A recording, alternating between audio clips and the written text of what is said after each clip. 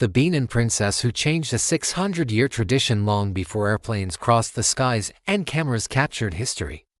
The ancient Kingdom of Benin stood as one of Africa's most powerful and respected civilizations.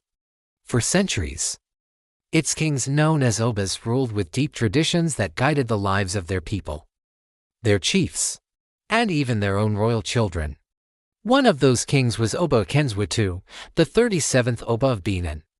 He ruled from 1933 to 1978, during a time when the world around Benin was rapidly changing. Colonial rule was fading, modern ideas were spreading, and Africa was slowly stepping into a new era. But inside the royal palace, some traditions had remained unchanged for hundreds of years. One of those traditions concerned the daughters of the Oba. In the Benin Kingdom, royal marriages were not just about love. They were political alliances meant to preserve the structure of power within the kingdom. According to ancient custom, the eldest princess of the Oba did not have the freedom to choose her husband.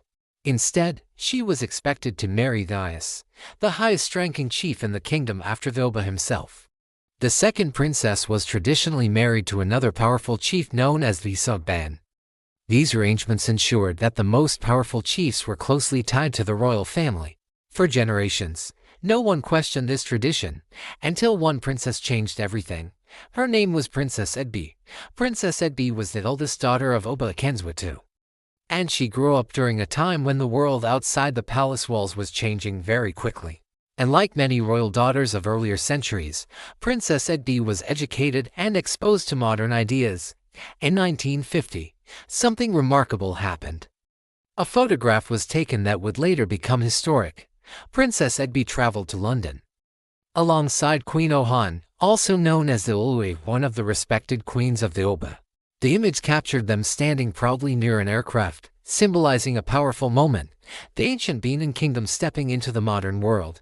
Princess Egbe stood in simple travel clothes, holding newspapers, the quiet symbol of education and awareness.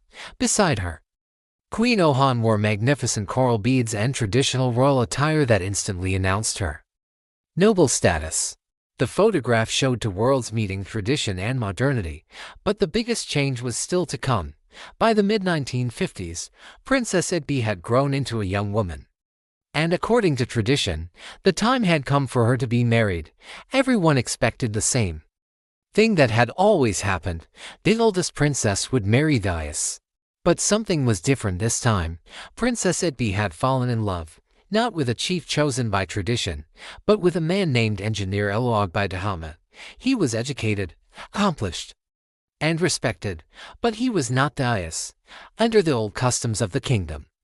This marriage should never have been allowed.